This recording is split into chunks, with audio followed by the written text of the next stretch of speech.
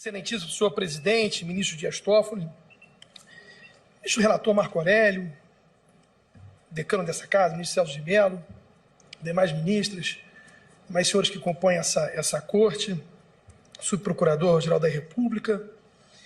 O caso de hoje aqui me faz lembrar um pouco, ministra até Carmen Lúcia, o velho Guimarães Rosa. Quem castiga não é Deus, são os avessos. A minha preocupação, ministro Gilmar, é que os avessos venham a prevalecer sobre o argumento da norma clara da Constituição.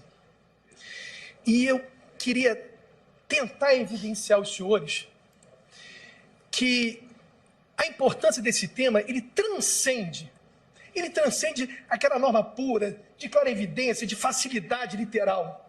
Ele transcende porque ele pega nas epidermes, e epidermes, assim, selecionadas, ministra Rosa. As epidermes dos pobres, dos pretos e dos periféricos, das mulheres pretas. Digo mais, porque o direito penal e a questão racial, eles são ligados. Basta ver que a luta hoje no Rio de Janeiro, ministro Gilmar, é que a presunção de inocência não se dê no processo apenas, ou seja, que a antecipação da pena não se dê no processo, se dê nos becos da favela do Rio de Janeiro. A mensagem que aqueles que tendem a relativizar essa garantia fundamental, ela acaba tendo uma dimensão letal na atual política do Rio de Janeiro de segurança pública.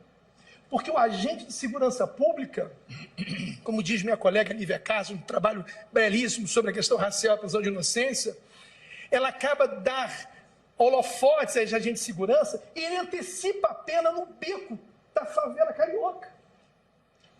Lá, naquele lugar, ministro Toffoli, a presunção de culpa, ela se dá já pela condição racial de negro. Essa mesma condição que séculos atrás formou a cultura brasileira. Quando o negro andava pela rua, presumia-se que ele era escravo. E essa minha colega consegue, com uma beleza, construir esse argumento, que isso vai irradiar de forma draconiana nas relações de direitos fundamentais. Eu dou outro exemplo.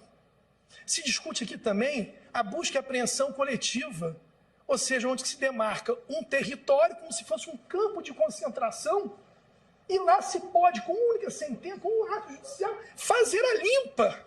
E se antecipa nesse mesmo ato o inquérito, a acusação, o processo, a condenação, a execução da pena e a disposição do agente público de recolher, num ato só, pela simples condição de moradia periférica e de ter a sua cor preta.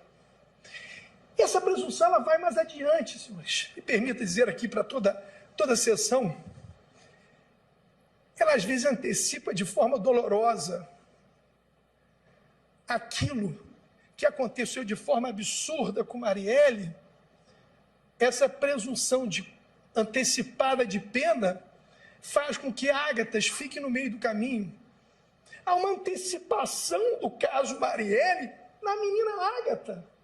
Há uma antecipação dessa presunção nos morros. E a Defensoria Pública do Rio de Janeiro, veja, ela está ligada a essa causa, ministro Barroso. Vejam, os senhores, todos os nossos núcleos de atuação, de preconceito racial, LGBT, todos esses dias me mandaram fontes, informações, fale dos nossos vulneráveis. Cada qual buscava a importância, fale da mulher, ou seja, porque a relativização no processo penal, ela vai permitir a relativização de outros direitos fundamentais. É uma porta que se abre, que se macula, que em dado momento não há condição de você retomar essa situação. E qual é o papel da Defensoria Pública do Estado do Rio de Janeiro? É ser um agente provocador? Não. Mas é ser um agente que alerta e que afirma que essa decisão tem destinatário certo.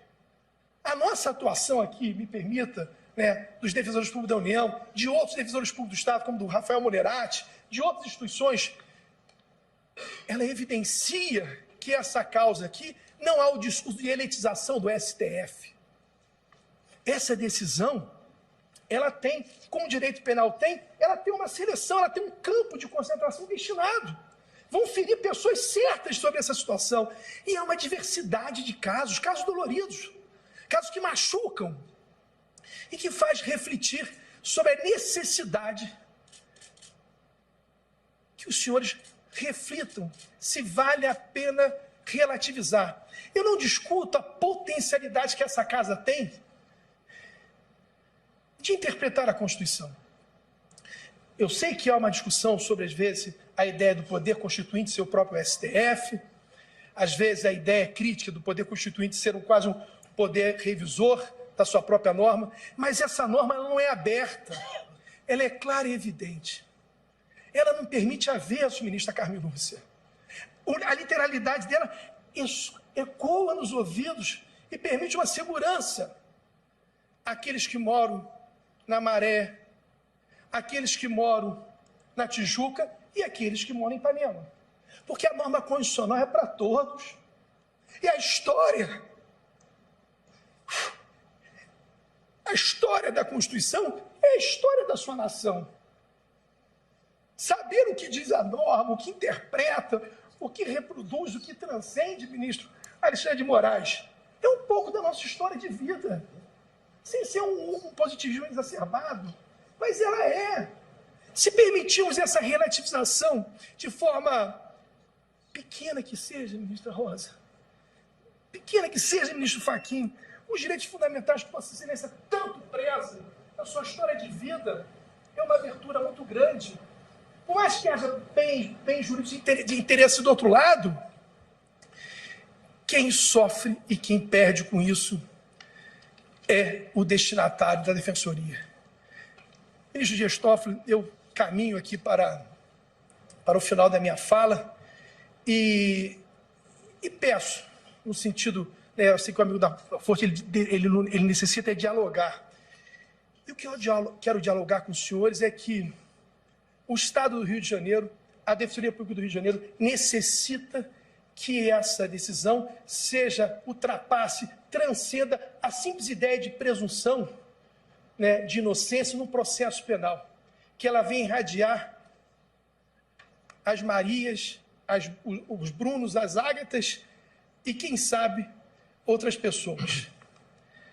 É isso. Agradeço.